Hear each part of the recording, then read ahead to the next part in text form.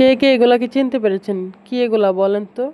এগুলো হচ্ছে মাছের ডিম। আজকে এই মাছের ডিমগুলাকে ভুনা করব, তাই বসিয়ে দিলাম পেঁয়াজ, পেঁয়াজের সাথে একটু কাঁচা মরিচ আর তেল দিয়ে নাড়াচাড়া করতেছি।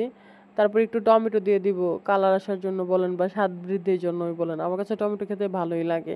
তো টমেটো দেওয়ার পরে কিছুক্ষণ পরে দিয়ে দিব একটু রসুন বাটা, রসুন বাটাটাতে একটু নাড়াচাড়া করে দিয়ে দিব পানি। পানি দেওয়ার পরে এক এক করে যা যা মশলা দেওয়া দরকার তা দিয়ে দিব। প্রথমে দিয়ে দিব হচ্ছে ধনিয়ার গুঁড়া, ধনিয়ার গুঁড়া দিব 1 চামচ, হলুদের গুঁড়া দিব 1 চামচ, মরিচের গুঁড়া দিব 1 চামচ, যেহেতু কাঁচামরিচ দেওয়া হয়েছে আগে। আর লবণ দিলাম 1 চামচ। তারপরে একটু নাড়াচাড়া করে যখন তেলটা ভেসে আসবে তখন মাছের ডিমগুলা দিয়ে দিব।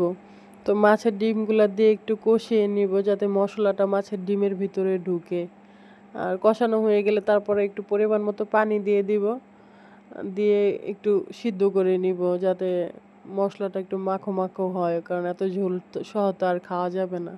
যেহেতু একটু ভুনা ভুনা করবো তাই পানিটাকে শুকিয়ে নিব আগে। তো ওয়েট করতেছি যাতে পানিটা শুকিয়ে যায়। তো দেখলাম প্রায় শুকনার পথে, তো এখন ধনিয়া পাতাগুলো দিয়ে নামিয়ে নিব। আর অন্য চুলায় একটু পেঁয়াজ ভাজা বসায় দিব, কারণ ভেন্ডি তরকারি রান্না করব আজকে। তো এই যে পেঁয়াজ ভাজা হয়ে গেলে একটু রসুন দিয়ে দিছিলাম, পুড়ে যাচ্ছিলো তাই একটু পানি আগে দিয়ে নিছিলাম।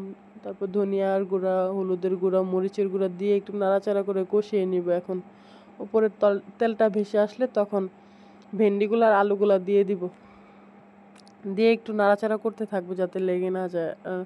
মশলাটা লেগে লেগে যাচ্ছিল তাই একটু পানি দিয়ে দিছি। তো এখন ওয়েট করব বলক আসা পর্যন্ত। এই যে বলক আসার পথে প্রায়, তো মাছগুলো আর কি দিব এখন। তো একটা একটা করে মাছগুলো দিয়ে দিচ্ছি। দেয়া হয়ে গেলে একটু ওয়েট করব যাতে ভেন্ডি আর আলুটা প্রপারলি সিদ্ধ হয়।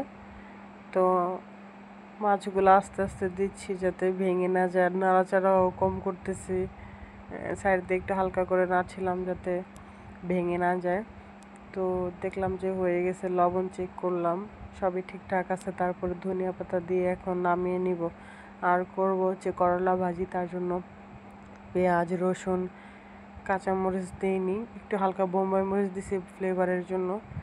তো ভাজা হয়ে গেলে চিংড়ি মাছ বেটে রাখছিলাম, চিংড়ি মাছগুলোকে একবারে মিশ করে দিয়ে এইভাবে একটু নাড়াচাড়া করে নিব। তো নাড়াচাড়া করার পরে এখন একটু দিয়ে দিব লবণ। লবণ ছাড়া তো তরকারি রান্না অসম্পূর্ণ, যে কোনো জিনিস অসম্পূর্ণ। তারপর একটু দিয়ে দিব হলুদ।